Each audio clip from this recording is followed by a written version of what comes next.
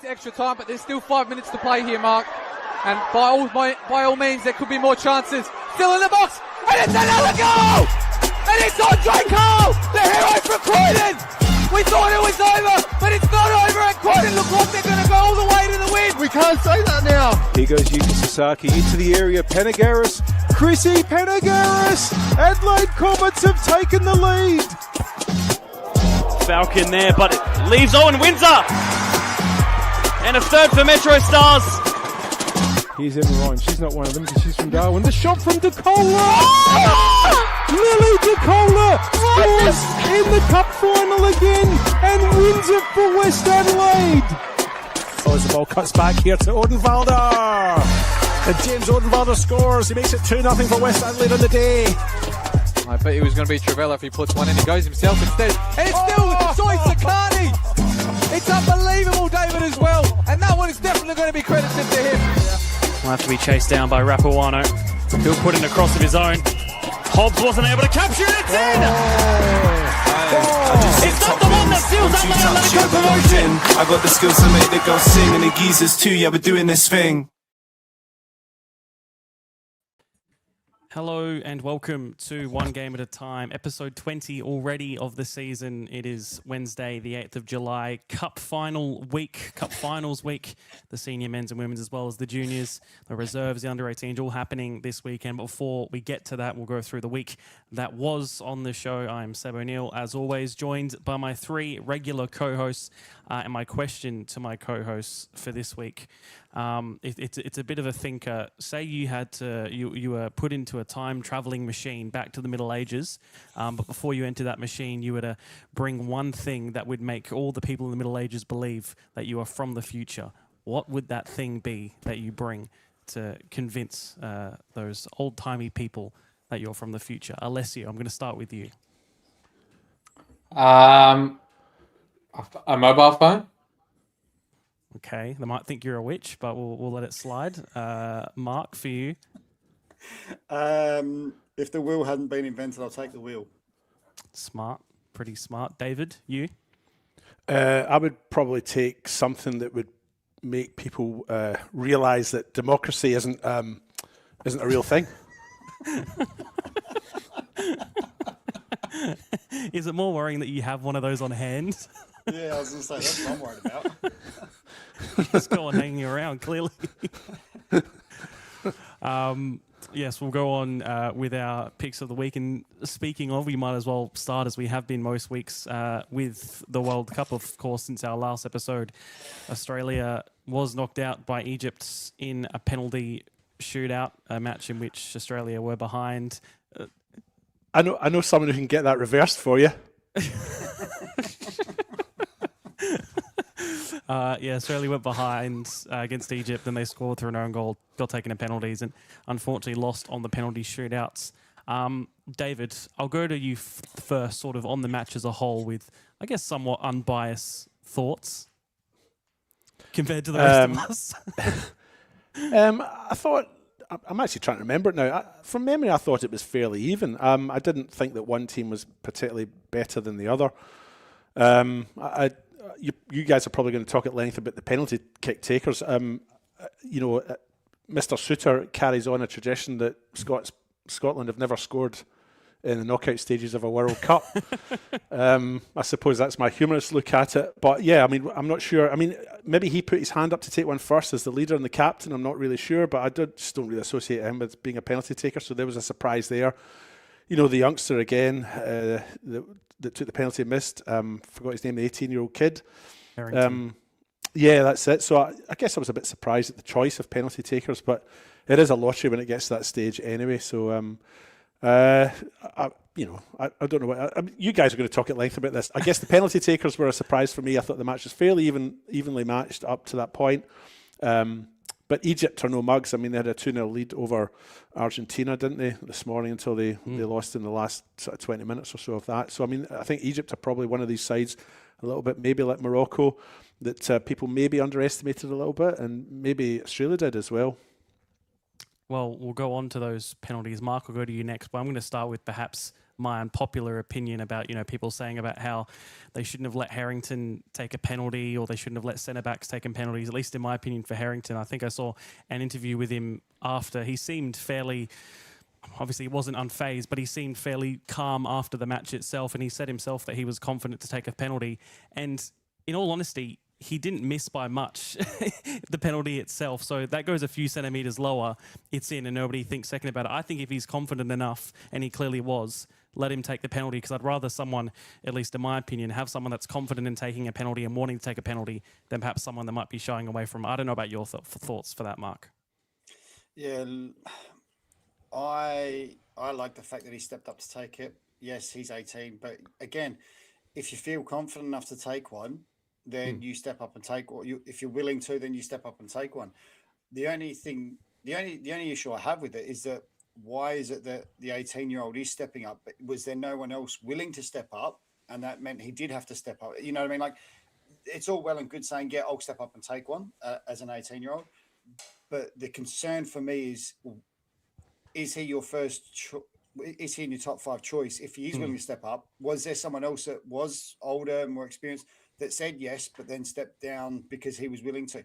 So, I'd rather them step up and be confident, because there's no point in saying he's lost. Oh, and Alessio's gone as well. Well, I can ask you your opinion on the, while they're dialing back in. I can ask your opinion on what you think of the goalkeeper substitution just towards the end there, Seb. I mean, if that comes off, then Popovic is congratulated as being a tactical genius. And of course, if it doesn't come off, I mean, a lot of people who don't know football in my social media feed were coming in with, what did he change him for? Why did he change the goalkeeper right at that crucial time? So difficult position for Popovic. He either becomes a genius or is slagged off for his failings there. So substituting the goalkeeper just before the end, what were your thoughts on that? I thought it was an odd one, especially when you go back to the latest example of us doing it, being the fact that Matt Ryan was subbed off for a penalty expert in Andrew Redmayne, at least, what seemed to be a penalty expert in the end. And then in the end, I don't think Matt Ryan touched the ball other than even picking out of his own net. It was quite bizarre. And again, it's one of the things, as was Harrington's penalty, where, if he pulls it off, it's it's one of the great Australian footballing stories. But it didn't. And it's just sort of questions to be asked. Mark, do you remember where you left off after, for whatever reason, you and Alessio disconnected? Yeah, no, both of us decided to jump out.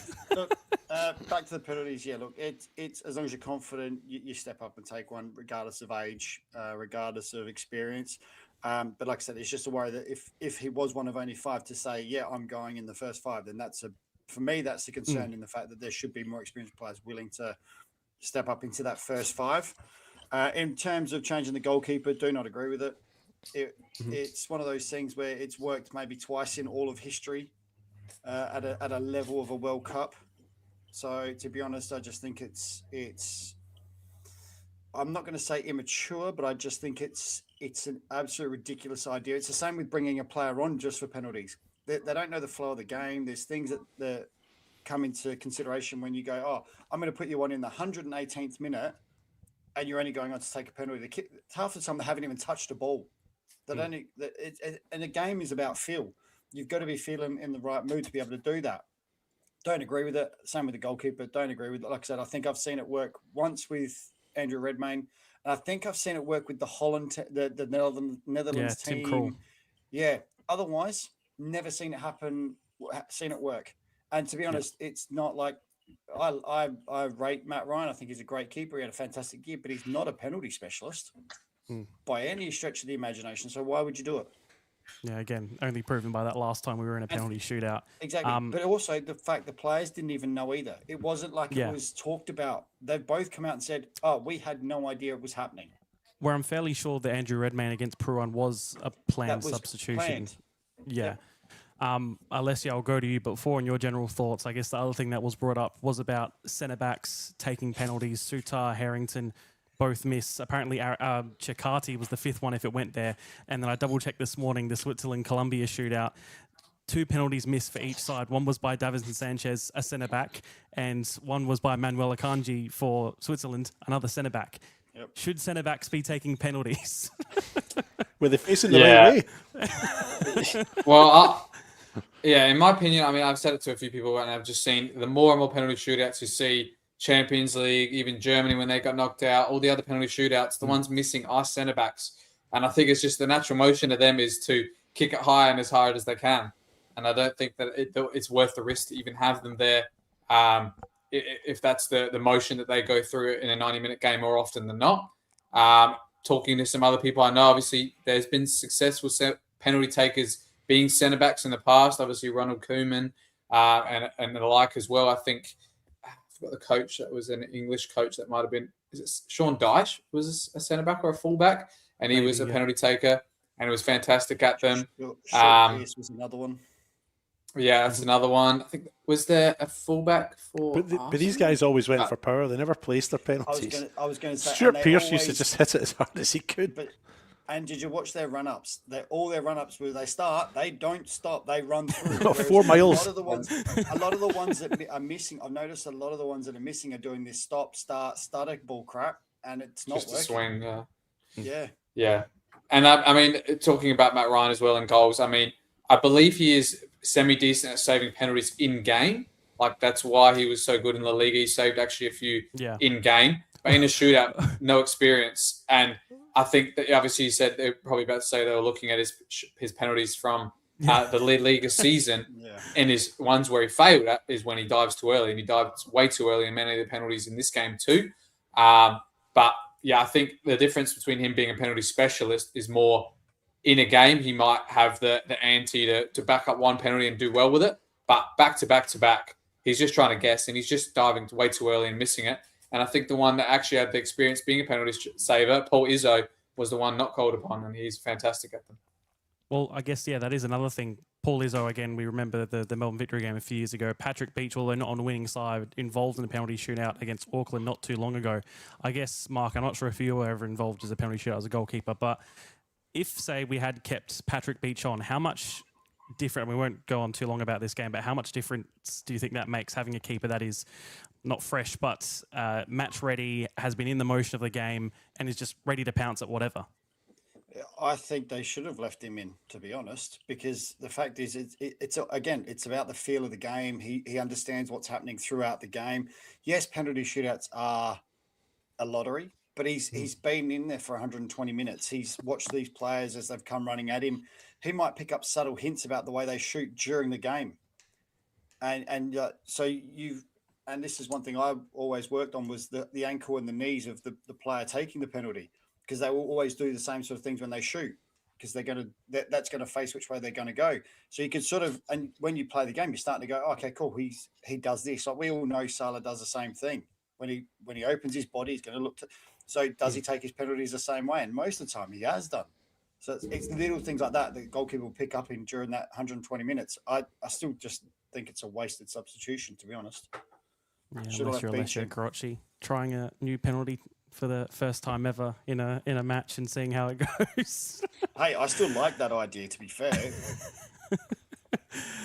Anyway, Australia are out, but still a few other matches. And while we're early in the show, remember to put your tips in as well for our tipping competition. We'll go through the ladder later on as well to see how people are going. Mark, I'll go to you next.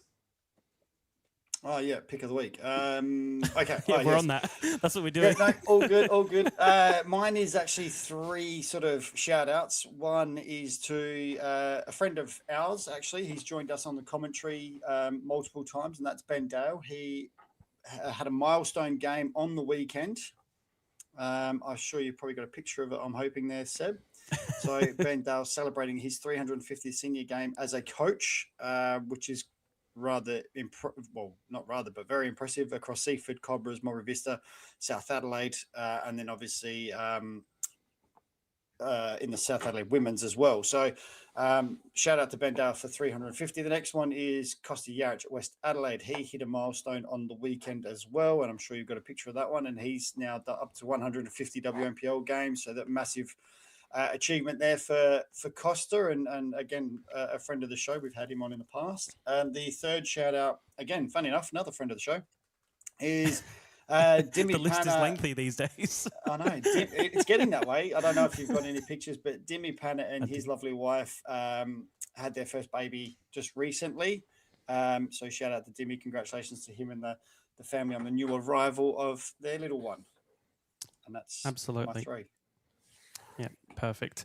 Alessio, I'll go on to you. Yeah, mine is the pre-season cup fixtures released for two local clubs against our Adelaide United. Again, it's two similar clubs of the last couple of years, the Cove and Playford Patriots, both I believe both in different weeks and both at their home grounds would be great. We've been to a couple of these before, and they've been a great show for the clubs as well, and a great venues as well to have them at. Hopefully we can get down to some of these, maybe do some more content like we did the last times. But yeah, good chance for both these teams, probably both middle of the table for both their respective leagues. But I think they'll both put up a good fight, especially with a lot of the Adelaide United players in the midst of some transfer rumours. So you don't know who's going to play. And it gives us a good chance to see some of them against our local guys too. So excited for both of them. Yeah, absolutely. I got to go to both of them. Of course, the Cove one of you guys and play for my own, and both with a great atmosphere and plenty of people from the club turning out as well. Who's next? David, finally to you. Okay, so I've got a couple of picks this week. Firstly is I've been doing some research for the match programme for the Cup final this coming weekend. I'm a programme collector. It's not going to be in hard copy. It's a digital copy, unfortunately, but some of it has featured on Football South Australia's webpage today. I've sort of written a brief history of the Cup competition in South Australia, so a little bit about how the Cup started in 1907, followed by a little bit of a summary of the two teams in the men's final, Cumberland United and FK Beograd, and I'll just come back to the Cumberland story in a wee minute, and then I've done a little section at the end on a sort of summary of this year's WNPL/WSL Cup. But in researching for this article, which took me ages, I go to Wikipedia as maybe a first point to start, and then I'll go through trove and old newspapers. I'll go to old yearbooks. I'll go and speak to other commentators and people in the Football South Australia History Working Group, of which I'm a member, and sort of gather information from multiple sources. But I actually went to the State Library. I went to the next level with this because I went to the State Library and sat down there for an hour or two. Don't tell my boss. And anyway, I found what's ostensibly a missing cup final for Cumberland United. So on their website, they've got down that they won the cup in 1978, which was a league and cup double, 78 or 70, 78, and also that they won the cup in 2009.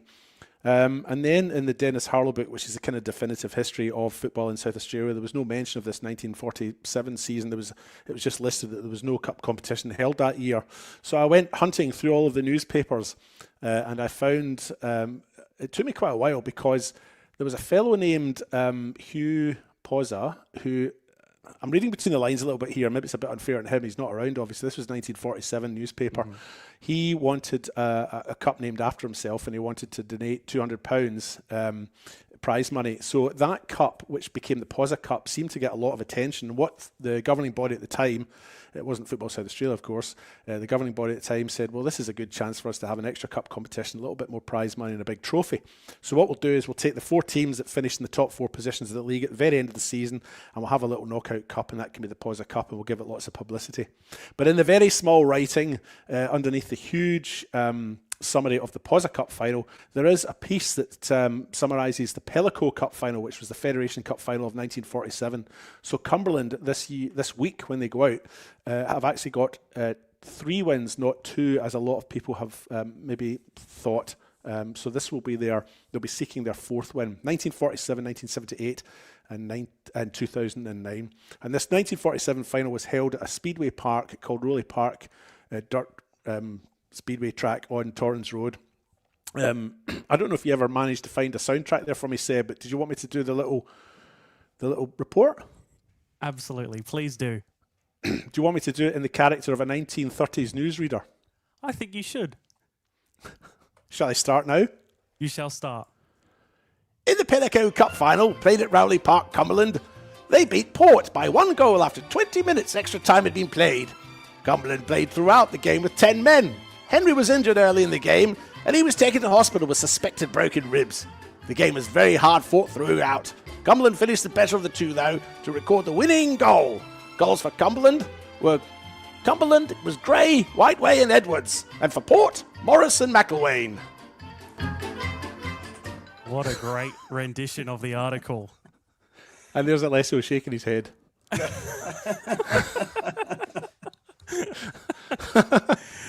Oh, that was great. Thanks for that. Well done. And my second pick, just briefly, is to let you know that the Immigration Museum in Melbourne, if you're over there through the second half of this year, have got an exhibition starting called Home is Football. It's called Home is Football, Belonging in Australian Soccer. It opens this Saturday, the 13th of June, at the Immigration Museum. This is in Melbourne. Don't forget, just in case you all head to the Immigration Museum here. I haven't got the address here, but the exhibition runs from the 13th of June to the 26th of January 2027. So if you're in Melbourne through the second half of this year, maybe pop along, have a look at that. It's exploring football today and how it's evolved. It's uncovering layers of belonging in Australia's football communities. You don't have to be a pro to be interested or be part of it. For as long as the game's been played, football has brought people together in local parks. Packed out stadiums, football has built common ground and changed lives. Look beyond the field and into the heart of some of Australia's football communities. So it is being supported by Melbourne Victory, so that might be a bit uncomfortable for some people. But it might be worth a look if you're in Melbourne second half of this year. Look it up, Immigration Museum in Melbourne. And that's my two picks. I've just got one last thing to say, Seb, if that's okay. Yep. Mark and I had a little fallout at the weekend. I don't know if I've told you this. And it's not like us to fight, but you know we do arts and crafts together on a weekend. Sometimes I go to his, sometimes he comes to mine, and we bring our colouring and stuff, and we bring our pens, and we just spend some quality time together. Well, I think Mark has taken my scissors, because I got home after my little trip down there, and my scissors aren't in my pack, and I've sort of said to Mark, I think you've stolen. Lengthy discussion about this, because I can't seem to find them here, and yet he's blaming me that I stole them. So we had a very lengthy discussion. Do you think I still haven't found them here? I still haven't found them here. So a mystery. Might be. But yes, we're not. Yes, it's been a bit icy lately, so we'll see how we go. I'll have another look after the show. No, I don't even want to look at them. Yeah, it might be a mystery that takes a while to solve. But while you search for a little bit longer, no easier way than to go right into our interview. We caught up with Hudson and Hayley Wellington of Cumberland United and West Adelaide, of course, both playing a part of the WNPL WSL Cup final and also the Men's Federation Cup final. We caught up with them during the week, and here's how it went. Wow, what a great show it's been so far, as always. What's been your favourite part so far, Mark? Question of the week. Oh, not the question of the week. What's with the scissors, David? I found them. Oh, where did you find the scissors? Well, you know how I was talking earlier about how I wasn't sure where they were? I found them. Oh, of course. How could that slip my mind? I'm so stupid. Oh, is that a knock at the door I hear? It's in Mark's direction, I think. My direction. Yeah, All right, let me get the door. No problem. Take your time and get the door as easy as you need, Mark. Do you know where they were, Seb? I don't know just where under they were. the screen all along. Oh, wow. I wouldn't have thought to check there, to be honest. Who's at the door, Mark? Well, a bit of an interesting one this week. We've got two different teams, but from the same family. We've got Hudson and Hayley Wellington. Oh, two finalists. Wow, how convenient is this to have worked out this weekend? How good. Yes, thank you to the both of you for joining us ahead of both of your cup finals. It works out very well for us, at least to chat about both sides between the two of you. But first of all, my first question is always to all our guests, your footballing journey up until now. Hayley, if you want to start us off. Yeah, sure. First started when we were when I was in year 2, Hudson was actually in reception at the time, and we played at school soccer for a good while. My dad was actually my first coach. And then I progressed through and did Cumberland United when I was in year 4, so I was about 11. And then from there, I was selected into the state program, did that for 6 years, and then moved now where I am to West. This is my second year here at West. Perfect. Hudson? So I started the same year Hayley did. I started in reception at our school, and then progressed into through the years at school doing school soccer. Then moved, I think it was at year 3 or 4, moved into Cumberland United under 10s, started under 10s, then worked my way through up to the senior setup there that we've got there currently. So that's about it. No, perfect. And if you're listening to the podcast, they have a great background, which I would recommend. Just if you're maybe not if you're driving, pull over and have a look. But however you're watching or listening, do have a look. As we said, your 2 siblings both playing in both of the Senior Cup finals this weekend. I suppose as a family, how much are the both of you looking forward to that way, and hopefully maybe sharing each a special moment that you can do together? Yeah, for sure. I guess it's always good to have both of us play in the grand final, but it's also good because I can just always come beforehand to watch her game and just lead up into my game. It works perfectly well. As well as just having heaps of family there to support us. It's always going to be a great time, great weekend to just celebrate, no matter the win, but what an accomplishment both of us have made to the grand final, for sure. Yeah, absolutely. Is there also, as siblings, is there also a little part of you that, maybe one of you wants to win, and if the other doesn't win, then maybe you get a bit of glory for the week compared to the other one can be left to the side? Not at all, or? Probably a little bit, yeah. Always mentioned, this person lost, or this person won, or we do hear it a bit around the house. And then I suppose on the cup finals themselves, you're both sort of coming into them in different perspectives. I suppose Hayley, as a part of West Adelaide, use are sort of, I guess, the expected ones to win against Burkalla, and then Hudson, you're very much the underdog in that perspective against Cumberland. You're a State League 1 side against an NPL team, I suppose. For the both of you, Hudson, I'll start with you. How are you and also your team handling your 2 different expectations? Well, for sure. Definitely because with the underdogs in this situation, but also the fact that we've also beaten Adelaide City, an NPL side, in the cup previous, which give us great, ambitions of what we can do, what we can perform on the big stage.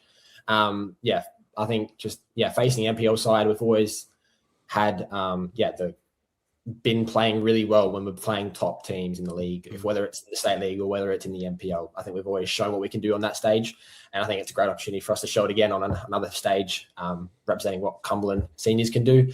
And then, further going into next round, or the round of 32 coming up in the Han Australia Cup as well.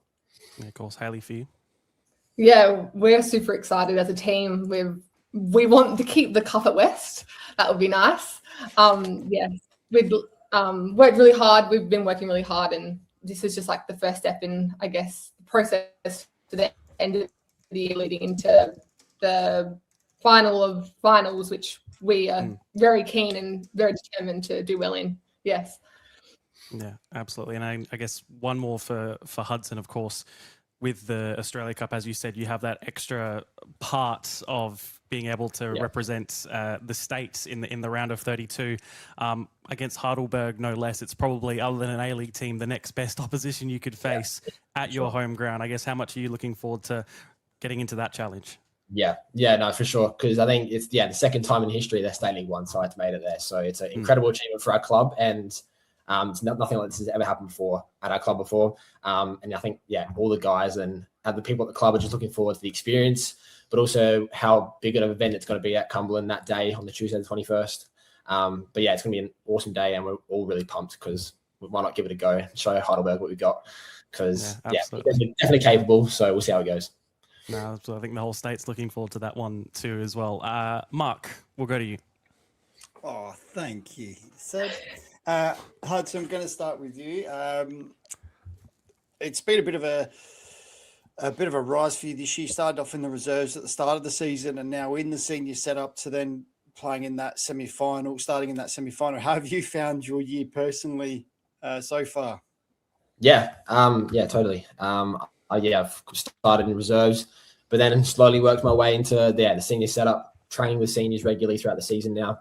But also, just having that opportunity to just play for seniors, it's just increases my level of ability, whether it's just by training and then sitting on the bench, or even training and then playing reserve on a weekend. It's just training with the seniors and getting that rhythm and getting that play of senior setup. That's definitely something that I've experienced, and it's a good experience for me as well.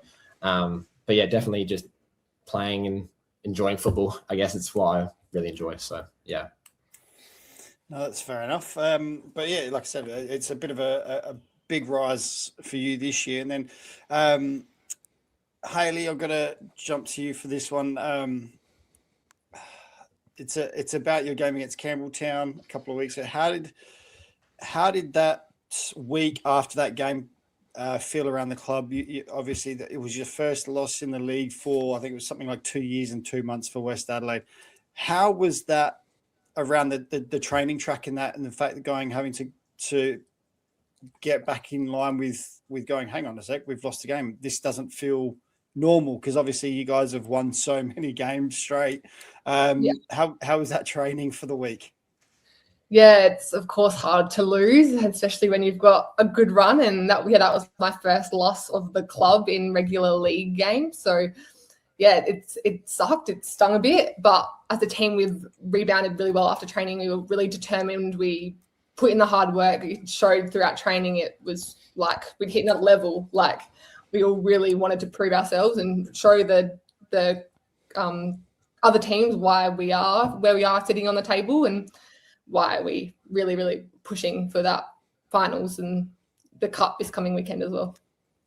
Yeah, I was actually a little disappointed with the result after that game, because I picked you guys to win by a lot more. I thought you were going to really come out and put some goals away. You only put 3 away. It doesn't help my tips, but anyway, that's a whole nother story. The other question I've got for you two is, one, did you guys prepare for tonight? And 2, have you been on a podcast before? Because your setup is, Seb alluded to it, is fantastic. So how much did you prepare? Because I reckon you prepared more than us. And your setup is probably better than ours as well. We didn't really prepare because we didn't really know what you guys would ask. We had a few ideas, but no, the setup behind us, his mum's like, oh, we got to do something. And then my little brother, my younger brother, was like, yeah, all right, I'll put up the little scarves and I'll make it look like. So they put a little bit of in to make it look nice. No, it's brilliant. It looks great. Like I said, and I tell you what, if some of our guys, actually, if we did as much as that, would be all right, I think. So that's all from me, Seb. Perfect. Alessio, to you. I'll start with Hayley first. Obviously, you've just recently had a milestone game a couple of games ago, I believe, of senior games for yourself at such a young age as well. How hard did you find it moving from the state system to a top WMPL club? Because not a lot of players come there and start straight away, but it seems like over the last couple of seasons, you've slotted straight in and the coaches had the faith in you as well. Yeah, Costa's been amazing. I have had him over at NTC, so that was good to see his style of coaching with Nicaire and Mark when I was in NTC as well. The transition's been not really nice, easy. The girls are lovely. I get along with them so much. They're a great bunch of people. We're all really driven people wanting to do really, really well for the club. And worked really hard to get where I am now. And I'm just so proud and honoured to be playing and starting when I can for the club. Yeah. And obviously with your senior experience, now you're seeing your brother join the senior ranks and start his senior journey as well. Was there any advice you gave him in his first few games or first few trainings he's been with the senior side, where a lot of players are probably much older than him, the same as when you were starting your senior journey as well? Yeah, thinking about it now, I probably didn't say too much, but because I probably knew he just had it in him, and he's worked really hard from where he's come all the way through Cumberland, seen the whole process from under 10s to seniors now, which is pretty incredible. And sometimes you move clubs, but he's stuck it out, and he's worked really hard to get reads, and he's shown it with the coaches he's had. So, yeah. And on to Hudson now as well. I just wanted to hear any backstory about that semi-final. And when did you first get told you were starting, or did you figure it out in the training during the week? Was it a surprise, or was it just part of the some people say the pep roulette, maybe it's the Phil roulette, where he sometimes just rotates the team and brings a lot of players in and rotates it a lot? When did you first find out? Yeah, I think I found out on the day of the grand final. I think I found out in the morning because that's when Phil sent out the team. But I was completely shocked, to be honest, because I don't think I'd started the week beforehand, which I thought I would have had to. But yeah, I just thought it was a great experience to start in the grand final. No, not grand final, semi-final. But yeah, as you said, the field roulette. But yeah, I think it's just, it was a great experience for me. And just to start in the semi-final of the seniors, that's just incredible. Couldn't ask for anything more. And yeah, for having Phil to give me that like trust to play out the game and play out the 70, 80 minutes, whatever I played in that game. But yeah, I just, give credit to him and the coaching staff for giving me the opportunity to, show what I've got on the stage for sure. And with a good assist that helped with their goals. So that was good. And I guess the final one for both of you, I usually ask to most of the guests, haven't in the last couple of weeks, but in your short career, a long career in the senior setup, who's the best players you've played with or against? Jeepers. Don't know. Yeah, right. Look, I don't know a heap of players, to be honest. Some of the strikers, I think the right-out boys from Cove were not too bad. Like, they were straight onto it for the Cove. They were pretty good. Otherwise, seriously, just any, because I'm a younger kind of player, just any player with a bit more body on me makes it a lot harder for me to play against. But I guess that's what I've got to work towards. But it's just, figuring out. I don't know, just something like that. Don't know. Well, I've been lucky enough also to be part of Junior Matildas camps, which is then I've been able to see what people are like at my age, which has been good. And for them to go on and play A-League or even the Matildas, a few of them I played with, which is incredible, as well as just in this league as well, with like Tilly being my captain and her experience around the team and her overall games, and as well as Macri, they've had a very long journey, which has been incredibly part of, and just even other teams playing against Salisbury and Comets and Campbelltown, they're all strong sides. So going up against them is always a privilege, because like as we say, pressure is a privilege. So they're going to show up and try and really prove why we are where we are sitting right now on the table, which is always a good competition when we play high competition. Yeah, that's all from me. Thanks. Easy. David, on to you. Am I on mute? No, you're not this time. Often when I go to ask my questions, I'm on mute, so I was just checking there. My first question for you, Hayley, is this week more exciting around the West Adelaide club than a normal week, or is it just does it just feel like a normal week, or is there extra excitement around the club ahead of the final at the weekend? Yeah, there is a little bit of extra excitement. Costa normally goes, one game at a time. Like, if we have a specific routine with how we progress through the week, but it's been mentioned tonight, which was good to go, this is a big week, but it's another game really, but we're just going to prove, where we are, and that'll hopefully show on Saturday. And for you, Hudson, the same sort of question around the Cumberland camp. I expect it's the same. Much more excitement there. No, for sure. It's definitely a bit of excitement because, as Hayley kind of mentioned, it's just going one game at a time, focusing on the game that's at hand, and then this week coming up to the big game on Saturday is just another great opportunity for the club, especially all the focus is on the club, and then just getting support around it, because it's going to be a massive weekend of celebration, or whatever happens in the game happens. But it's going to be definitely a lot of excitement leading up to the game this weekend for sure. I had the pleasure of commentating on your semi-final game against Cobras at Service FM, probably about a month ago now, and I just wondered, is there a chance that you and Hugo Rimington could wear different coloured boots at the weekend? Because I think I confused the two of you on several occasions in my commentary. Is there a chance you could maybe coordinate that for us? Maybe one wears red and one wears blue or something? I'm sure we could probably change headband colour if that helps. Just let us know which or you could colours just get a before. haircut. Or a haircut. I could get a haircut. That could work as well. But I could wear pink headband. You could wear a white. Something like that could work. I don't know. We can figure it out. Let you know pre-game. Yeah, thanks. So Diamond Min scored a free kick in about the 70th minute of that match, and it was one of those free kicks that was taken from a long way out, and no one expected it to go in. I don't think. You might remember there was a small wall set up. I think everyone expected the cross, and they hit it into the near post. I mean, the feeling around you were still on the park at that point in time. You hadn't come off. You were substituted later, but you were still on at that point in time. The feeling when that ball went into the net and you went 3-2 up with 20 minutes to go must have been quite something, eh? Yeah, for sure. Going 3-2 up in a semi-final, pushing the Hahn Australia Cup if we won the game, like awesome. Yeah, especially because we didn't expect the goal to go in from the free kick. Respect the Diamond taking the free kick area, but yeah, I think just the excitement after the goal was just continue pushing. But if not, we'll just protect the goal at all costs because we need to win this game for sure. All right. Well, I'm just about ready for my special quiz, but I wondered if your parents are there in the background and they just wanted to come into camera shot and give us a wave, that would be fine. Are they in the room there? They're at the back, They're so they're at not, the not here with us. No. Okay, well, if you wanted to send them a message and invite them up just to wave to us before you go, that would be good. But in the meantime, Seb, I'm ready for my... David Grant Quiz Production. Are they there now? Yes, Yeah, they are. Okay, right.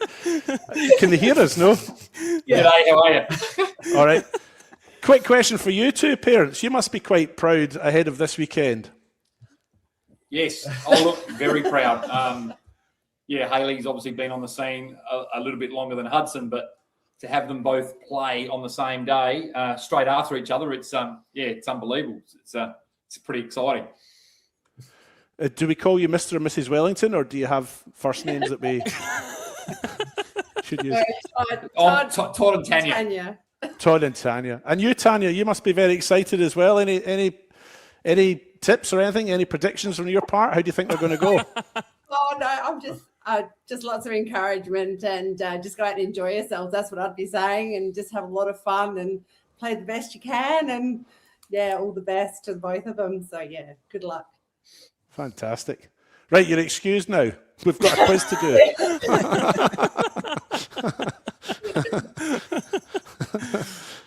Sorry about that. It was a bit rude of me, wasn't it? Right. Okay. So you guys have maybe seen this before. I'm not sure, but at the end of the sort of interview thing, we just have a little quick fire quiz that we do. I've just got 5 questions for each of you. I've got Hudson's questions first. Hudson, your questions are going to be on Hayley. And Hayley, your questions are going to be on Hudson. Okay. Yeah. Okay. Cool. All right. So I guess, Seb, if you start the clock. Hudson, you're going first. So, Good luck. All right. 3, 2, 1, go. Hudson, question number 1. How many of West Adelaide's 14 WNPL League games this season has Hayley started? 11 or 10. Oh, what was the first one?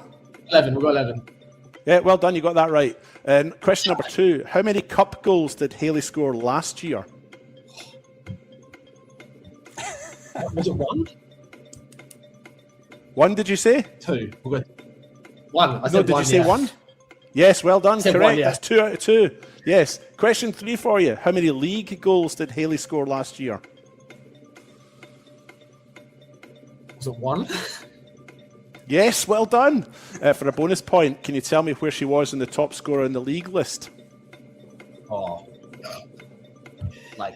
With that 1 goal. 77th equal. Okay.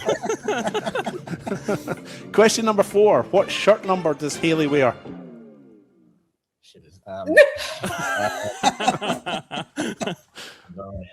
It's not 5, is it? Correct, it's not 5, it's 4. Yeah. Do you want to know what the fifth question you would have got? I think the 5th question, had you had time to answer, it would have been 2 weeks ago. West Adelaide lost their first league game in over 2 years. Who was the opponent? Campbelltown.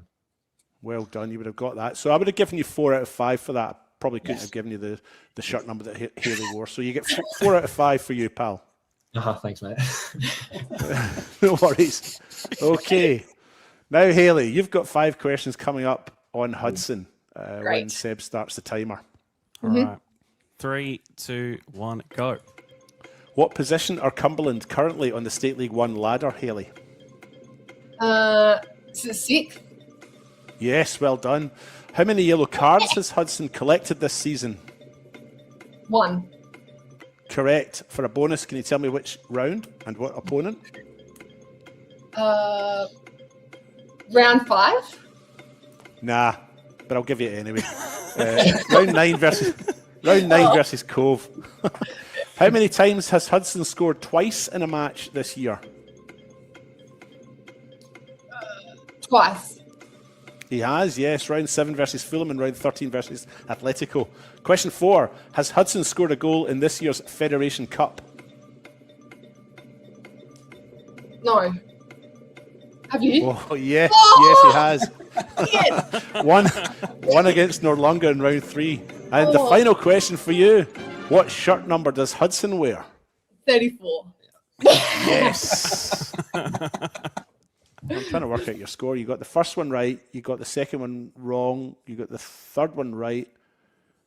I think you got 3 out of 5. So I think Hudson wins this one. Sorry about Great. Thank you for that, David. Always appreciated. Sorry. Sorry. Yeah. To the both of you, Hudson and Hayley, we very much appreciate you both coming on. It's a very cool story to have this happen over the weekend. Good luck for both of your respective finals. We'll all be watching the two with great intrigue. Thanks again for joining us. It's very much appreciated. Yes, thank you. Yes, thank you. Yeah, get along to the grand finals weekend, Saturday. Join the by West at 1:30, and then the seniors game at 4:30, at 4 o'clock in the afternoon. So get on to that one. Absolutely. You're doing our job advertising game. Thanks again for joining us. Have they not been on a podcast before? Seriously. I know. They're naturals. Well, they are. They're putting us out of a job. Yeah. So who's away on our team next? Lesio's just gone away. Who's next away? Because I reckon we may have found some fill-ins. Well, I'm away next week. We'll get the winner on. Yeah. That's a bit risky. Neither of them might be here next week then. Well, you'll wait and see. No, thank you both again. Very much appreciated. Good luck for the weekend. Okay. Yeah, thank you so much for your time. Thank you.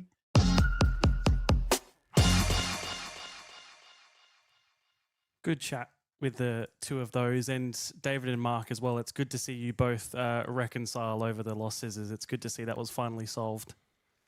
Yeah, I feel pretty bad. I apologise, Mark. The scissors were here all along, and I don't know how I can make it up to you. Maybe the next 5 colouring in sessions can be at my house. Sounds like a good idea, but it's all good. You don't need to apologise. We're grown men. It's all good. Yeah, we're all about friendship and love on this show. That's our motto. Exactly. And colouring in. Exactly. Arts and crafts, mate. Arts and crafts. We'll go on to the results of the past weekend. I just wanted to add there that I'd got the tally wrong at the end of the quiz there. I think I credited Hudson with a win. In fact, they both got 4 points each, Hudson and Hayley. So that quiz was actually a draw. That was just wanted to clarify that. Yeah, where's my flag? Didn't realise we were changing results after the things that already happened, but with that, we'll go on to the last this past weekend's results, starting in the State League 2 in the North. Northern Demons with a 3-0 win over Angle Vale. Barossa losing 4-2 to Port Adelaide. Elizabeth Grove and Gawler Eagles playing out a 2-2 draw. Modbury Vista 3-1 over Salisbury Inter, and Elizabeth Downs defeating top of the table Pontian Eagles 2-1. In the South, Adelaide Uni defeating Adelaide Hills Hawks 5-1. Mount Barker with a win 3-0 over Plimpton Bulldogs. Titans and Seaford playing out a 3-3 draw, and Garn 1-0 over Norlunga Western Strikers, and Vipers was not played over the weekend. Mark, I'll start with you in the State League 2. All right, I'll jump on to. I'll start in the South this week. I think that's the South. It is, yeah. As you said, Garn beating Norlunga 1-0. So that keeps them top of the table. Idihen in the goal in the 15th minute for Garn to keep their like I said, their league going. Mount Barker, I'm sure Alessia will have something to say, but Mount Barker coming away with a 3-0 win over Plimpton. So massive result. That puts them, I think, now only a point a point behind now. Is that right, Alessio? Don't let him Yeah, chime in. point- Don't let him chime in. He can talk later. Keep going, Mark. He We'll can talk later. We'll Doing talk well, Mark. later. Keep going. A shout out to a friend of mine, Michael Cartwright, who has stepped into the senior role for the time being while the main coach is out, and he's got another positive result. Titans coming away with a 3-3 draw against the high-flying Seaford, who are in second. But the amazing thing I kept an eye on this game was that Titans had taken a 3-0 lead in this game.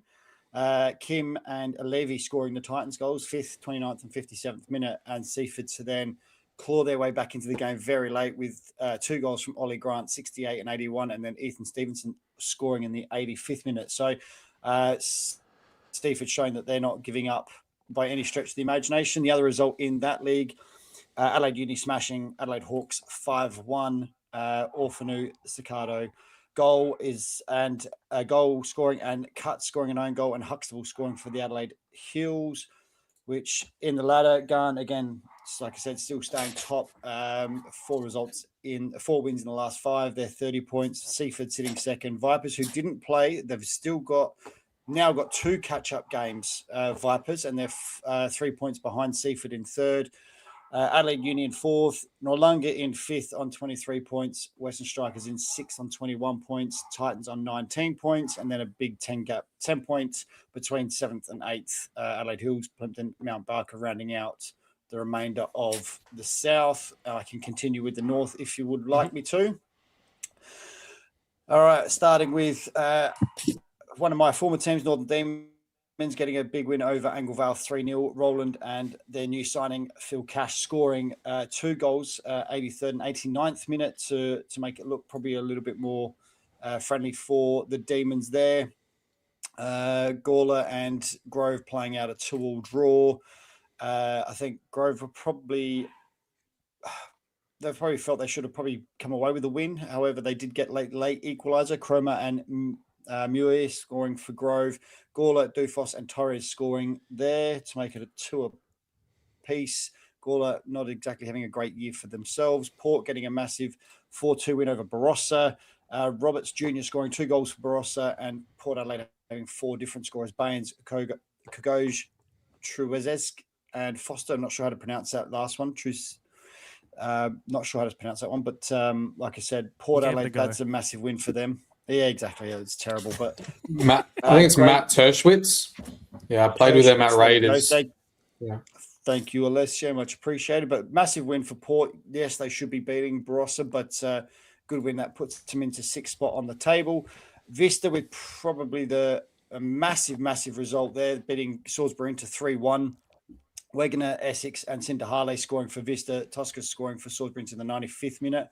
And Cinder Harley scoring in the 105th minute of that game. So clearly, I would hazard the guess an injury of some description in that game. Don't know the details, but for a game to be going 105 minutes is quite a while. And the other game, Pontian Eagles losing to Elizabeth Downs 2-1. Watson scoring 59th and 77th.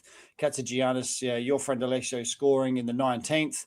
It does leave Pontian still top by 6 points. I think that's their first loss for the season for Pontians. But massive result for Murray Vista, Salisbury. Murray Vista now closing that gap to 1 point, as you can see there. The top 5 rounded out by Northern Demons on 20 points. Port Adelaide sitting close behind, only 2 points behind in 6th. So still plenty to play for in that top 6. There's a 4-point gap between Port and Grove, so just keep an eye on that. But Pontians losing their first game of the season in round 14. So great effort from them so far. And it'll be an interesting round when they kick back in, not next week, the week after. Absolutely. Alessio, you may speak. Well, first I'll speak about the North. I mean, you did say there was still a lot to play for, but seeing the gap between Downs and Demons, 7 points with only 4 games to play. Obviously, they got the game in hand then, but from the start of the season where Demons were, we thought they were guaranteed for finals. And it seems just like Downs and probably Downs is probably the main one that's just been picking up the points every single week. It seems getting a few scalps as well there. And that Salisbury into Murray Vista game. I don't know if Seb can see the dribble sheet on there, but to see a whole page of actions after the 90th minute, I would hazard a guess that it wasn't a sub and maybe it was a brawl, because there was yellow cards to both keepers, there was yellow cards to both players, red cards to, I think, just Salisbury Inter players, and yeah, some subs after that with probably some players that were on yellows themselves, but that was a crazy game, it seemes. And yeah, otherwise in the north, I think it's becoming pretty clear. Even dropping games there, Pontin, they're still so clear, 6 points at the front few. I would expect if none of them are playing each other in the last couple of games, then I would say that top four is secure there. In the south, as you did mention, Mount Barker, under the temporary leadership of Michael Cartwright, did get a 3-0 win, reversal of the loss we had against Plimpton a couple of weeks ago. Pretty good win there as well. I do think that Plimpton were missing a bunch of players. It didn't seem like they had as much fight and spark as they did when they played them last time. They had players doing all sorts when we played them. I think someone had that put the knee on the ball when they were 3-0 up and trying to take the piss in the corner flag. So they had those guys were away, and unfortunately for us, we couldn't put it back in their face after cleaning the floor with them as well. But yeah, we're back in the midst of other teams for once. 1 point away from Hawks and Plimpton with 4 games to play, and then we play Hawks in a couple of weeks' time as well, which will be good. But elsewhere in the league, as you said, Garn coming away with another big win. Seaford dropping some massive points against Titans. That 3-3 draw is probably one that I think they were ahead the whole. I think that might have even been 3-0 up. Oh no, 3-0 down. Sorry. And they got that last win. So I guess it's not bad to pull a point out of that, but you would expect for them to pick more if they're fighting for that top. And then, Vipers got some games. There's a few teams in here with a couple of games in hand, which I assume will be played this weekend. And that will be able to see the table a bit more. Well, I just saw as well, I got a notification that I think Anglevale and Gawler Eagles kicked off a catch-up match about half an hour ago tonight. So that's one of those being played. David? I'll just round it up by saying if a game went to 105 minutes, it could be that it had 2 hydration breaks. Nobody's thought about that in this current climate. The other thing I was going to mention, Elizabeth Downs on an absolute roll, haven't lost a game in their last 6. The one they lost before that was a thrashing by Modbury Vista, but they're just coming good at the right time of the season. And I was just finally going to mention, it's the first time I've heard someone from a club at the bottom of the table saying, we're in the mix. No, I said we're in the mix with teams around us because we are close to teams for once. Yeah, no worries. Sorry, I was just being funny. There's nobody around you. Everyone's above you still. Around what point is around? We'll move quickly onwards before any Sorry, more Alessio. arguments occur. We're a show about love and harmony, whatever I said earlier. We'll go on to the WSL for round 16. Sturt Lions having a 3-0 win over Adelaide Jaguars. Modbury Jets 2-1 over Western Strikers. Elizabeth Grove losing to South Adelaide 3-0 in Bandale's milestone match. And Cove versus Adelaide City postponed, David, which, although it hasn't been played, creates an interesting thing where Adelaide City now have to play 4 matches in the span of 2 weeks at the end of the season. Yeah, a little bit of fixture congestion for Paul Morris and his troops towards the end of the season. Yeah, they've only played the 14, so most others have played 16. Adelaide Jaguars have only played 15. Western Strikers have actually only played 13, so the table's a little bit difficult to pick just now. But what you can make out is that Sturt Lions' 3-0 win over Jaguars puts them 6 points clear of Adelaide City, but Adelaide City still have 2 games in hand and 6 points up for grabs. Adelaide City's goal difference as well, if they win those 2, would be superior to Sturt. They already have 4 goal advantage over Sturt. So, you know, it's certainly going to be a very interesting finish, and we'll have to keep our eye open in these catch-up games for City. They'll be hoping they don't slip up, because any slip now, I think at this point in time, means that they would finish runners-up. As long as they keep winning their games, their destiny is in their own hands. Modbury Jets 2-1 over Strikers. Was that on the 4th? That was played just at the weekend, wasn't it? Because I did this. Correct. I made this mistake before, didn't I? So a very late goal for Jets, an own goal by Mills into her own net was the salvation there for Modbury in their home game there. I guess the one we want to talk a little bit about is South Adelaide at Elizabeth Grove. Safia Kizito with a hat-trick for South Adelaide, scored in the 7th minute, 63rd minute, and then 2 minutes from time to give South Adelaide a 3-0 win at Grove. I don't think any of us picked that. Is that covered it? There's only 3 games. They only play 4 games a week, don't they? And one game and one team wasn't missing, and I've talked about 3, so I think that's it. Correct. Easy done. We'll go on to the State League 1 for round 17. Adelaide Olympic late winners against Salisbury United, 1-0 Eastern United, and Modbury Jets playing out a 0-0 draw. Adelaide Cobras defeated 3-0 by Fulham United. Adelaide Blue Eagles 4-1 over South Adelaide. Cove and Atletico playing out another 0-0 draw. And Cumberland narrowly defeated by Adelaide Croatia Raiders 2-1. But before that, David, just quickly, you were at Cove last night for a catch-up game as well between them and Modbury Jets, which did unfortunately end 0-0. So that's 2 in a row for Cove. Another 0-0. 2 in a row for Cove. How do you think? I feel that's my 4th one this year. How do you think? Anyway, yes, I went down there with Simon Jimenez last night. The Cove are fantastic hosts, as they have been on occasions when we've been there before.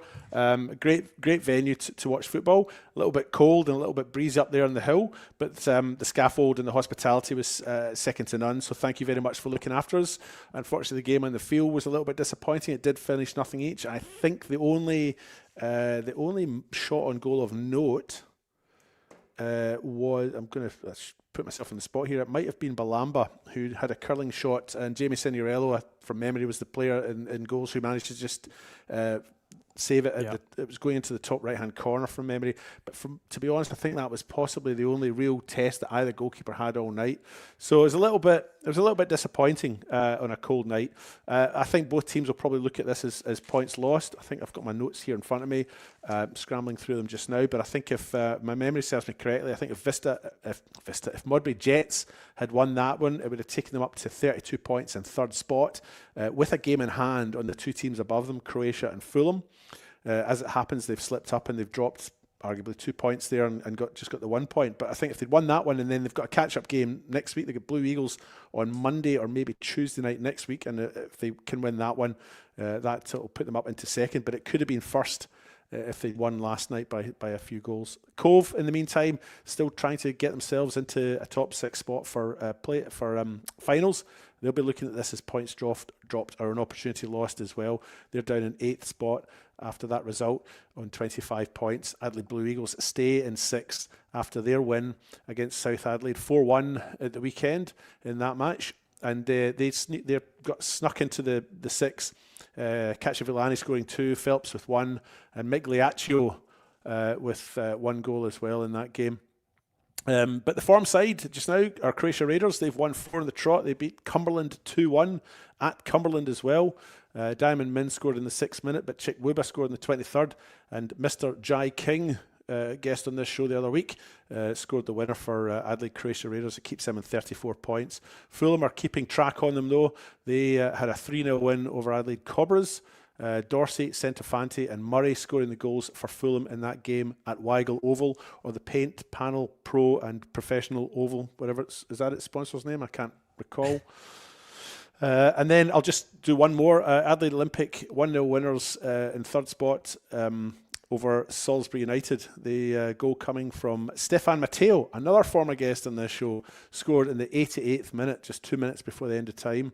Salisbury United keeps them down in 2nd bottom, just above South on 11 points. They both get 11 points.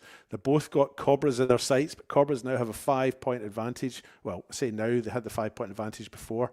Eastern United have moved up, though they got 1 point from their draw at the weekend. It was 0-0 against Jets. That was on Friday night, I think, from memory. And that result, that point for Eastern United, takes them out, not just of the bottom 3, but out of the bottom 2, but into the bottom 4. They're in 9th spot. Cobras possibly feel they've got enough now. They play how many games they play this in the 22 games in this? So they've got 5 games to go. Cobras have a 5-point advantage on Salisbury United and South. Salisbury have got Modbury Jets next. South Adelaide have got Cove next. So difficult ask for both of those sides in terms of those 2 games. South might be looking at Cove in a bit of a derby, thinking maybe they can get something out of that.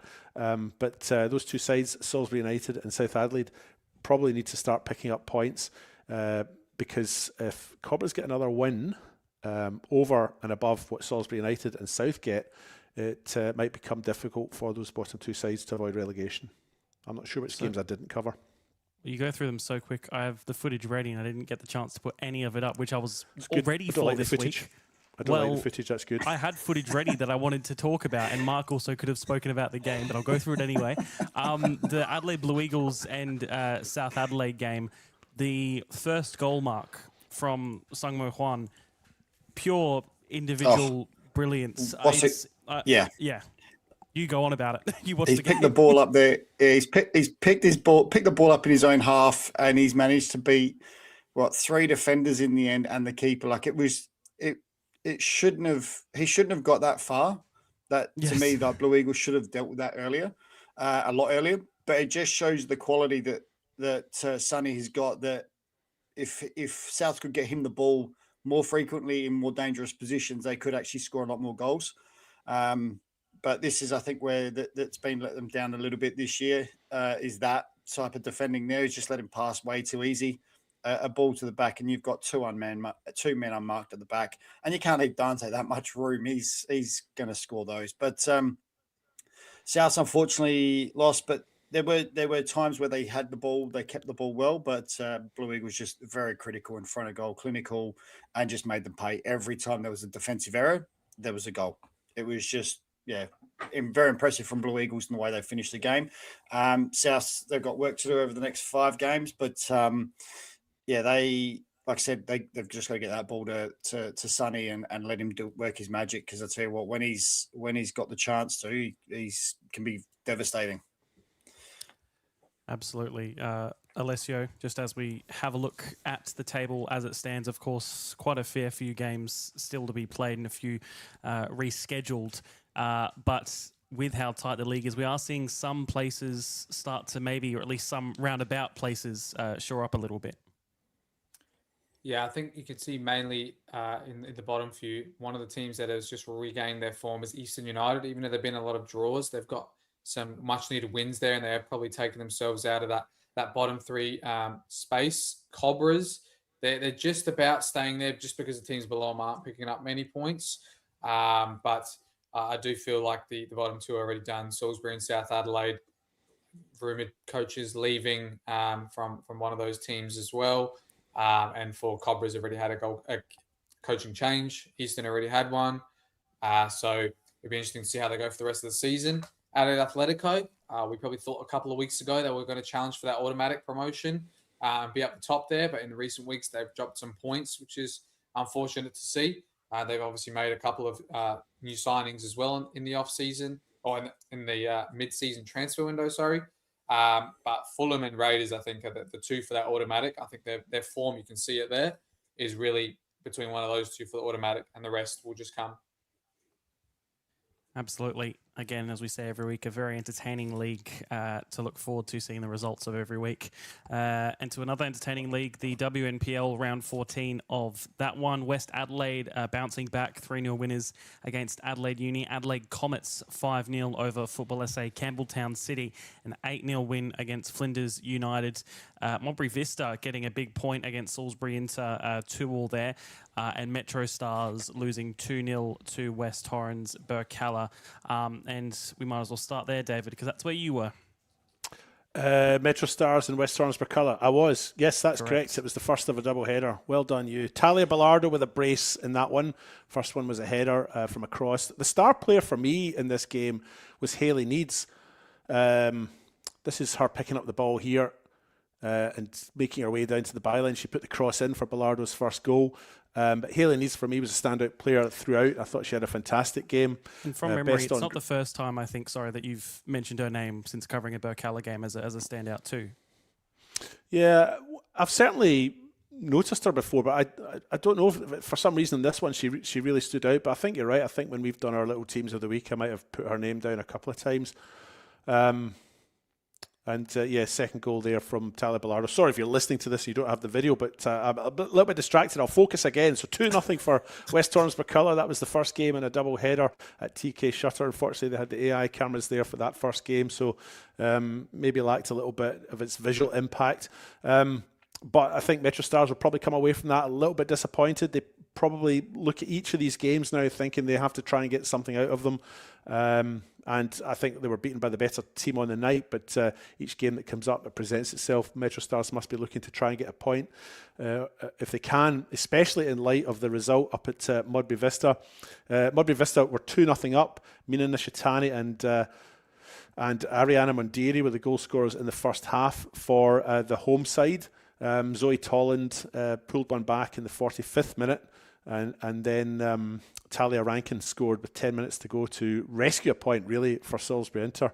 They'll be a little bit disappointed with that. That result, combined with West Torrens-McCullough's win, means that Salisbury Inter drop down to third spot. West Torrens-McCullough go above them into second spot. They're all, of course, 10 points adrift still of West Adelaide, who, as you mentioned, had a 3-0 win at Adelaide Uni. Makri, Yamada and Leah Noto scoring. Leah Noto's goal, one quite memorable from distance, candidate for goal of the week, if not actually winner of that prize. So West Adelaide back on track after their little slip up against Campbelltown last week. As for Campbelltown, well, they came out the blocks 8-0 winners. They were playing Flinders United, who are bottom of the table, haven't won a game yet, but still managed to, Campbelltown this is, still managed to put in a masterful performance. Pritchard got 2, one in the 3rd minute and one in the 21st minute. Chelsea Dauber had a hat-trick, one in the 11th minute, one in the 24th minute, one in the 53rd minute. And Tokuda scored in the 77th minute. And Lydia Gable, well, she's settled in nicely, hasn't she? She scored last week, of course, in the game against West Adelaide, and scored twice in this game against Flinders. Is that her got 3 goals in 2 games? That's not a bad strike rate. If that's it's not a bad strike rate if that's the case. Football NTC or Football SA didn't have a game. They had the bye because I think half of them still missing, or did they have a game? No, they did have a game. They did play. That was my game. They did. They played Comets. So yes, I will let you talk about that one then. What does that leave? That only leaves that one. It's all yours, Seb. Yes, I was again another double header at the west of the city between Adelaide Comets and Football SA. Kylie Pridham once again just having a brilliant game. I can't remember. I think it was 3 assists and a goal. She ended up in the end, and the last goal, which might come up in a moment, she quite literally took it off the feet of Chrissy Panagaris to score with herself, and Chrissy didn't seem like she minded too much either. So yeah, just a fantastic young player. Well, again, was another one that went away on that. I can't remember if it was young or junior Matildas, but a youth Matildas camp with a few of the NTC girls that played in this match. And yeah, just showing her quality from a young age. Katsibis scoring twice, as well as did Anastasia Willoughby. Overall, a good performance from Comets, and yeah, you see another one of these assists from Kylie Pridham. Yeah, just outstanding performance from her, and yeah, it was good stuff on Friday night from Adelaide Comets. We'll have a look at the table as well, because and I'm taking this from WNPL expert Paul Marcachitti, so I hope he doesn't mind me reading his sentence verbatim. The table was up, we'll go through it in a second, but he told me that West Adelaide, as long as they beat Mowbray Vista at Kilburn next week, they will win the league title regardless of any other results that happened. That will happen in the next round. So West Adelaide able to clinch a premiership and possibly make it 2 trophies in 2 weeks, depending on their cup final result on Saturday. As we said, West Adelaide in first on 39 points, 10 points behind them is Burkalla, and then Salisbury Inter a point behind them. Flinders United sitting at the bottom of 1.8 points behind Metro Stars, and again Mowbray Vista with that sole point in the end against Salisbury Inter, climbing just that point back above Metro Stars, even with that outstanding result the week before between Mowbray Vista and Metro Stars. We'll go on. He's right, Seb. If you wanted to verification on that, there would be 9 points to play for after this weekend, and they would be 10 points clear. Perfect. There we go. Round 17 of the men's NPL. Adelaide Comets defeated 4-1 by Croydon. Sturt Lions 1-0 winners over Adelaide City. Adelaide United and Campbelltown playing out a 0-0 draw. FK Beergrad 1-0 winners over West Adelaide. Metro Stars 3-1 over West Torrens Burkalla. And Adelaide City 2-0 against Para Hills Knights, which does officially, I'm fairly sure, relegate Para Hills Knights from the NPL as of right now. I guess sort of a quick word on their past few years in the division, Mark, as a former player of there too as well. They've had their moments. They've certainly have their moments over the past few years. They certainly have. I mean, we can always go back to last game of the season that kept them up. The late goals, the late drama. I remember the game that I did with Antonis where it ended 4-4 between them and Adelaide United. That was one that definitely sticks to the memory with Para Hills. So they've had their moments, but unfortunately, there's just not enough quality over this season and last season to stay up, unfortunately for them. It'll be just back to the drawing board, keep trying to produce the youngsters that they have done over the many, many years. I mean, when you look at the amount of players that have come out of Para Hills Juniors, they're always producing. So they've just got to go back to that, and hopefully they've got another batch coming through with the right coaches, and they'll rebound at some stage and come back up. But yeah, I mean, every team is going to go through a relegation at some stage. I mean, we thought Modbury would be staying up and they wouldn't be relegated, but they got relegated. They're now mid-table, but it's one of those things that, like I said, they've had some memorable moments, but just not enough to stay up this year. So it's just one of those things. There's always going to be a relegated team or two, and this year it's their turn. Yes, so Para Hills Knights down into State League 1 for season 2027, already going that far into the future. David, again, that second part of the doubleheader at Metro Stars between them and West Torrens Burkalla. Big production as well, was good to see. Yeah, I feel that when we do these production games, we give the game the coverage it deserves. So it was a match of the round production. We had 2 cameras and a producer, 2 commentators, and Johnny Kecko hosting as well. So, the game finished 3-1 is the briefest summary of all. Hamish Gow scored in the 26th minute with a lovely cutback from Chittadini, I think it was, to Gow just at the edge of just outside where the penalty spot is, and Gow struck it wonderfully and it went into the back of the net. Then Michael Chittadini scored their second goal, which actually was set up by Vincent Barbaro with a throw out. They worked the ball down the right-hand side. Ball came into the middle. Christian Satira took it and with great vision played it across to Chittadini on the other side of him. And you can see there from that piece of footage that Chittadini's shot was all about placement, not power, just beautifully tucked away into the inside of the post. That gave Metro Stars a 2-0 lead. And then I think Hamish Gow's penalty was the next incident here. Challenge as he went into the box on Donati and Nian Kuru, who was my nomination for player of the match. Nobody listens to me, do they? I don't mean to discredit the person who did win the player of the match. He did very well too, but Donati Niankuru for me was absolutely tremendous throughout. Anyway, penalty put away by Hamish Gow, that made it 3-0. And then at the very end, I see that the goal has been credited to on the official records to Brodie Everett, but it was nicely put away by Scott Nagel. You might want to zoom in and just slow motion that one.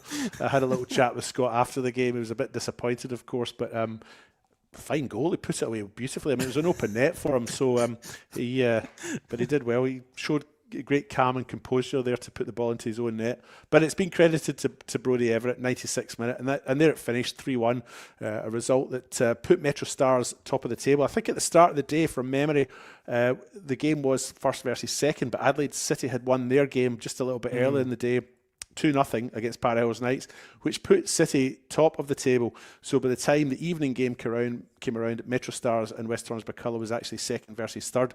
The winner of the game would go top, and if it was a draw, City would stay top. So it was quite an interesting sort of scenario as we kicked off. Do you need me to cover anything else, or? Well, I feel I've kind of hogged it a wee bit tonight. No, that's fine. I can go on to my game next. Again, my second part of my doubleheader on the Friday night between Adelaide Comets and Croydon FC. Oscar Slattery, a standout, a few assists, and also a goal just after half-time to really I guess, dominate the second half in particular for Croydon. It's the first time I'd actually seen them all season, or I should say covered them all season. I've been to Comets a few times. Comets with moments such as this goal from Damian Luic. It's a decent enough finish. And the two goalkeepers as well, Mark. I guess I'll sort of go to you on this. These are, I suppose, when you look at history, two of some of the best local goalkeepers I think we've had here in South Australia. Daniel Margush on the winning side today, but it is good to see Dakota Oxenham back in South Australia, isn't it, Mark? It's fantastic to see him back. He had his short stint in Melbourne with Melbourne City. It's good to see him back from his injury as well, because he finished up there with a quite a bad injury, obviously, with his ACL. So it's great to see him back fit and playing, and being his usual self there when conceding, not happy at the back line, which is great to see. But yeah, look, we've been fortunate to have some absolute standout goalkeepers in Adelaide for a number of years, to be honest. When you look at the long list of goalkeepers that have graced our pitches, and these are just two of the current ones that are absolutely outstanding and really have done well in the NPL over the last few years. Margush last year winning Keeper of the Year, Dakota winning it, I think, 2 years or 3 years prior to that. So we've always been blessed with some outstanding goalkeepers. I mean, we had obviously Joe Gauci come through, and I can go back Tassie Breeden, Robbie Matosevic, and I'm going back even further. So we've always been fortunate to have some absolute outstanding goalkeepers, and there's plenty of goalkeepers that I haven't mentioned, but we've been blessed, and it's great to have these guys back in Adelaide playing again. Mark Talbot, one of them maybe. No. Yeah, that name wasn't listed, was it? Certainly for not. good reason. Certainly not. Mark or Alessio, if you want to take us through the rest of these matches. Feel free, it's completely, whoever wants to take it first. Don't all jump opportunity at once. You go for it, Alessio. Yeah, I'll go through a couple of them. I'll go through the Adelaide City Para Hills game, if we haven't gone through that one yet. Obviously, a couple of debuts for Para Hills players. New goalkeeper Troncone in there as well. They actually saved a penalty from Dom Costanzo, and apparently had quite a good game. I mean, only losing 2-0 is quite good, I would say, for them. Poor back pass there by whoever his player was 5 minutes into the game. Put him on the back foot, but a very, very diminutive goalkeeper, I'd have to say. But it looked like he held up well. This is a great team move, this one. First time football to Skamitsi to get a goal. Obviously, some of the Adelaide City players getting a run in the team in this game, seeing as it's maybe a lower team in the table. So he's getting some goals. But I think this one might be the Adelaide City penalty that eventuated. Poor throw out, unfortunately, but he made up for it with a penalty save. And then the follow-up from Don Costanzo was just wild and not calm under the pressure of a goalkeeper on the ground. And yeah, he was happy about that one, Troncone. But that was a good win for Adelaide City, keeps him back in that title race as well. Obviously, with Bacala losing, puts them above them and points clear as well. I'll go to the Sturt Lions Playford game. A couple of new signings for Sturt Lions as well involved in this game. A couple of players still coming back to the team after being out with injury. I think Sortini played reserves and was on the bench. Munro, I believe, came on and then got injured. But the two that were involved in this one, Jacob Vanderhout, obviously moved from Salisbury to Sturt in the mid-season window, and then their Dutch import Oostra with a goal there, and that was all. That they got them the 3 points, much-needed 3 points for them as well. They were lurking around that bottom of the table, lurking around a couple of those teams there. I think they do play West Adelaide and Comets again. Mm-hmm. So massive games for them. I think only one more win takes them completely out of the relegation race. I think they're probably a bit too far for the top six to claim a final spot. You never know, but if they could beat those two opponents, I think they put themselves in a good position. But they find it a bit difficult, and I think they should be happy to stay up this year.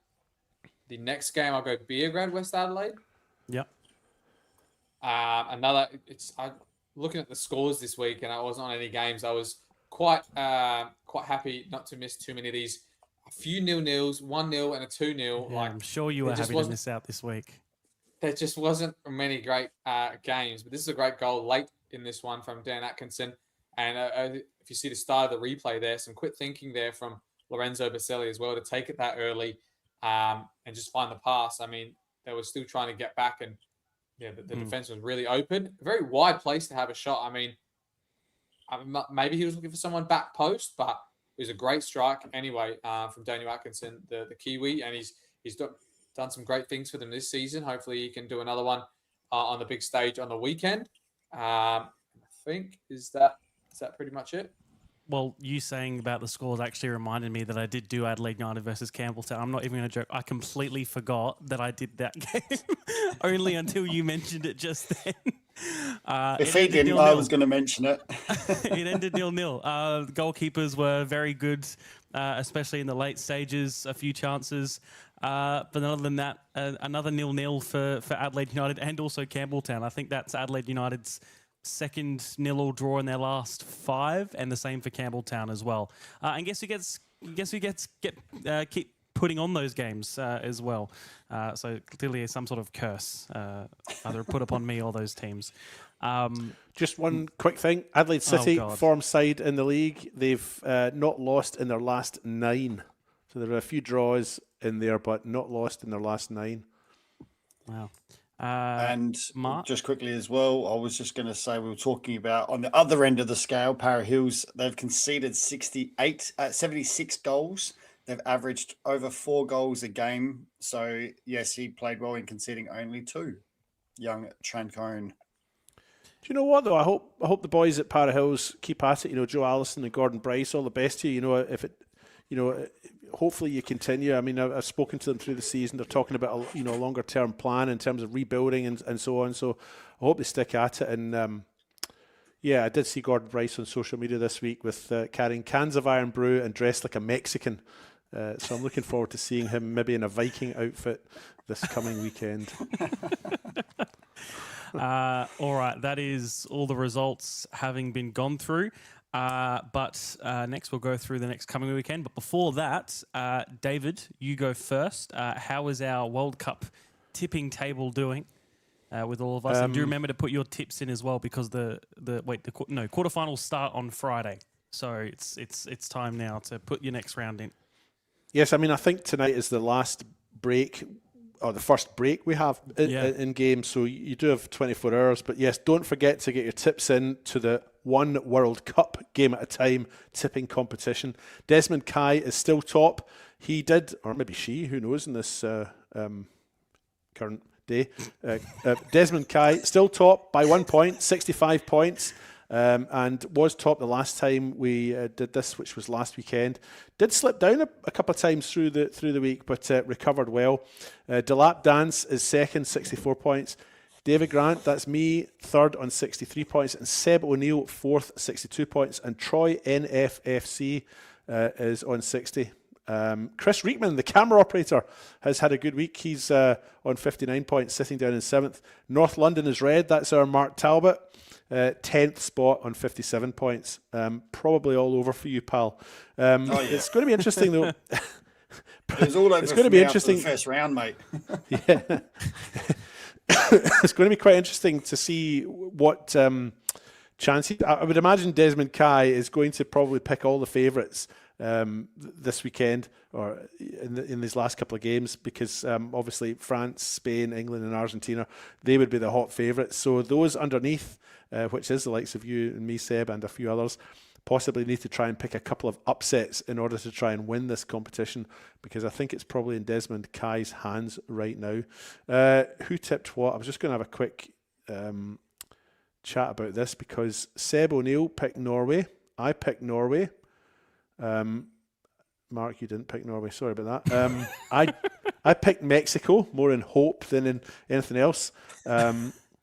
Seb, you picked England in that one. That was a great game, wasn't it? Yes. But I think what scuppered a few of us was Desmond Kai and Delap Dance both picked Belgium, and the rest of us underneath all picked the United States of America. And I think that was before the whole controversy as well, that we would have picked the USA. It was. It was. If that controversy happened, I reckon everyone would have picked Belgium. Yeah, again, But out of pure want for Belgium to Exactly, win more yes, than anything, exactly, expectation. Exactly. Just to finish on that, though, the only person in that top 10 that picked Switzerland over Colombia was Mark Talbot. Wow. So he you might were he might just not win lucky it, enough but in he's the still end. capable. There you go. That's your roundup for this week. And then Alessio, between the four of us, how are our local predictions doing after this past weekend? Probably not as good. Good for you three. Oh, wow. Not great for me again. Still can't pick a perfect result. David, 3 perfect results this week. Picking Is that good? That's a obviously, good thing, isn't it? Yes. Yeah, the nil-all Adelaide United draw that Seb had. Oh. Had the Fulham. I see, David. I picked the same as you on that one. Remember? You both picked it. Oh, fantastic. The Fulham men's win and the Northern Demons win. 21 points, 3 perfect. Seb had 2 perfect as well. He also had the Fulham United men's and the Sturt women's. Mark had the obviously Adelaide United nil-all and then the Bacala men's, I think. No, Bacala women's it must be. So yeah, 22 points for you, 2 perfect, 20 for Seb and 2 perfect, and myself 17 with no perfect. All right. The leaderboard now. Do you want me to say it now or put it on Yes, the please. post? Sorry. Yeah. That's okay. Somehow keeping myself at the top with 354 and 26 perfect. Seb and Mark equal on 352 and the goal difference of perfect because they both have 30 perfect as well. And David 348 with 30 perfect. So 4 points between David and Mark and Seb, and 2 points between Mark and Seb and myself. So it's getting tight. This is the real title race we should be talking about. Who cares about State League One? This is the one to look out for every week. All right, we'll go on to the Cup finals this weekend. We'll predict the 2 senior women's and men's, but worth a mention, it is a full Cup final weekend. There's the Junior Cup finals on Friday night and Sunday. Plenty going on across those that night and that day on the Sunday. But on the Saturday, the men's under-18s Cup final at 9:30, Vipers versus Croydon. Women's Community Div 4-5 Cup final also at 8:30 between Parafield Gardens and Pembroke Old Scholars. The Women's Reserve Cup final also at 9:30, Adelaide Comets versus Football SA. The 1-2-3 Community Division Cup final for the women's at 12:30, FC Summit versus Pembroke Old Scholars, and then also the men's reserves cup final at 12:30 p.m. Sturt Lions versus Adelaide United. All those the earlier cup finals, but some interesting fixtures in there. Of course, David, I guess you have some vested personal interest in the FC Summit versus Pembroke 1-2-3 cup final. Yes, yes. I mean, I don't support a team, Seb, but if I did have to support a team, it would be the one my daughter plays for. So FC Summit have their final, their 1-2-3 cup final at 12:30 at Service FM. I'll probably be along to watch that. But yeah. And then actually, just interestingly enough, their opponents are the opponents they played in the cup final last year, and to whom they lost. So this is it's a return fixture, if you like. So there's a lot of hype up here in these here hills about that. They've been talking a lot about how trying to get the win back. But not hype that you support in any way whatsoever, I'm sure. No, a completely unbiased and impartial view. I don't really care who wins it, as long as my daughter's team does well. And then Alessio, another good one of those earlier ones, Sturt Lions versus Adelaide United in the reserves men's cup final. A very enticing fixture, that one. Yeah, it'd be very, very interesting as well. Adelaide United did struggle with a couple of opponents throughout their run, while for Sturt Lions, they did pick off some big scalps in their league, and they had a couple of senior players come down to play. I don't believe they will be playing in the weekend's fixture for them, but it would be a big scalp if they could do it, because I don't think they've ever won a cup in 18s reserves first team for Sturt Lions Football Club.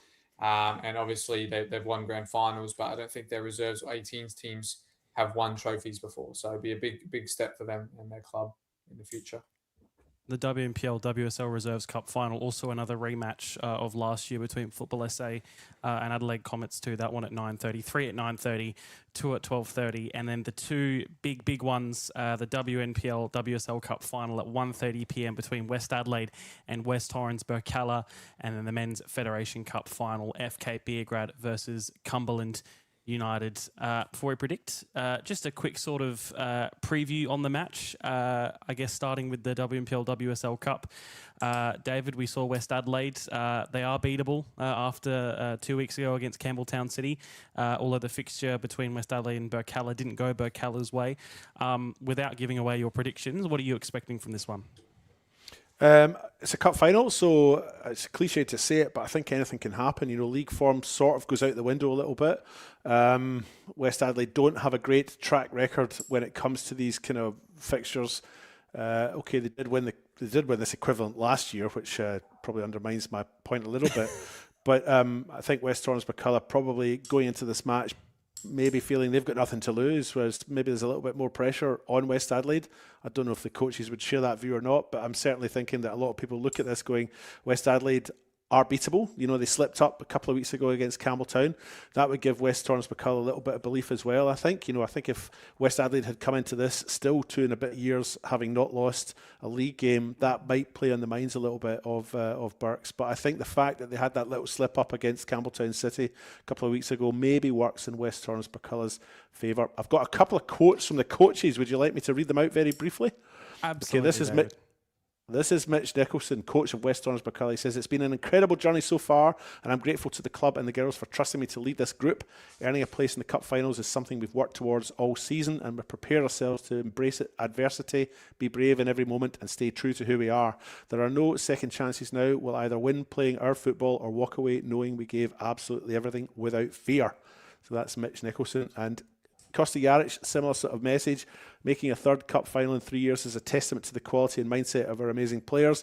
Their ability to face challenges collectively and continue to fight for honours relentlessly has been a privilege for our staff to support and guide. Burkalla have been a tough team to break down this season, and we look forward to the challenge yet again. So I guess my thoughts are, it's a one-off game, anything can happen, but I think West Torrens Burkalla might take a little bit of heart from that little slip-up that West Adelaide had the other week. You're not asking for predictions just yet, Not yet. Not yet. Oh, I'll hold off on my next line then. You should have done the quotes in the old Tummy radio voice again. I could do that if you want. Or we should have got the coaches. We should have got the coaches to record with the old Tummy radio voice. It's been an incredible journey so far. And then Mark, a word on the Federation Cup final. Almost one of its kind in the fact, or it's a very rare occurrence, of course, a Div 2 side against a Division 1 side. Two sides that their last successes have come in the mid to late 2000s. It's certainly something interesting that I guess, as David said, you don't know what to expect. Well, that's the thing. You can't take anything out of their league forms or anything like that. Yes, they're effectively the Division 2, but you going in as underdogs is always a benefit in some instances like this one. It's you've got nothing to lose. So Cumberland will really go into it, try and play their brand of football that they've been playing all year. FK Beograd will have that weight of being favourites. So they've got to deal with that pressure because it does bring pressure when you go in as a favourite. So they're going to have to deal with that. But yeah, it's great test for both coaches to get their teams ready for a final. Like I said, both of them are taking on such different roles because you have got a clear favourite and a clear underdog. So it's about how Phil Stubbins gets his team up, being the underdog to take on the NPL side, which they've already done. They beat Adelaide City on their path. And it's about how Adrian gets the FK Beograd boys ready for a game where they're expected to be favourites and expecting to win. So it really comes down to a bit of a mind game and who can really settle the quickest on the day. But it should be a very good final. I'm looking forward to it. And the weather couldn't be any better. 13 degrees and 2 to 10 millimetres of rain, apparently, is what's expected. It's the worst weather for the next 7 days on the Saturday, so the conditions are going to be perfect for football and also perfect for our camera operators too up on the scaffolds. All right, we'll go on with our predictions. Alessio, I will... for you as well, we can say this, you will be on the boundary for both matches. So for your prediction, I would just be careful in making sure you pick wisely as to not be called out in any post-match interviews. So just think carefully. But I'm up in the box, so I'm safe. Starting with the WPL WSL Cup final, I'm going for a 3-2 win in extra time for West Adelaide. Alessio. I'll go a 4-2 win in extra time for West Adelaide. Okay. David. I'll go for a 2-1 win in extra time for the underdogs. West Torrens Bacalla. Sorry, you stole my thunder, David, because I was going to go for. Thought I was going to be the only one to go for Bacalla, but I'm going to go for a Bacalla win 1-0 in 90. Oh, well, do you know what? I'm happy that it's even because then we can't all be called out as a collective. So that makes me really happy. That one will be with Paul Marcachitti, Matilda Comley, and also Alessio Crocci on the sideline as well if you are tuning in from home on the weekend. And then the Men's Federation Cup final, FK Beergrad versus Cumberland United. I'm going for a 3-1 win for FK Beergrad.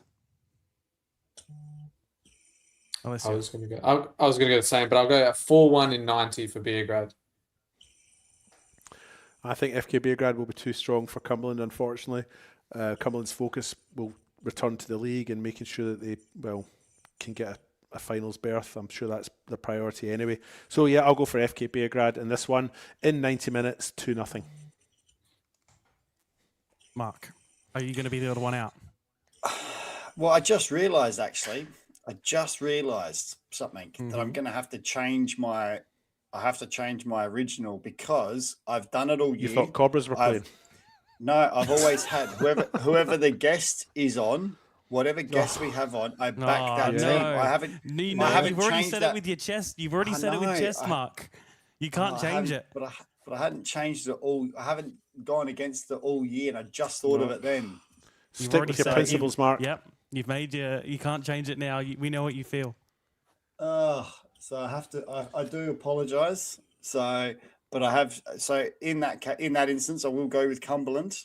1-0 in 90. I think the favourites will win, but like I said, I got that wrong. I should have actually gone with West Adelaide. So apologies there. Like I said, I've actually gone with the guests every week.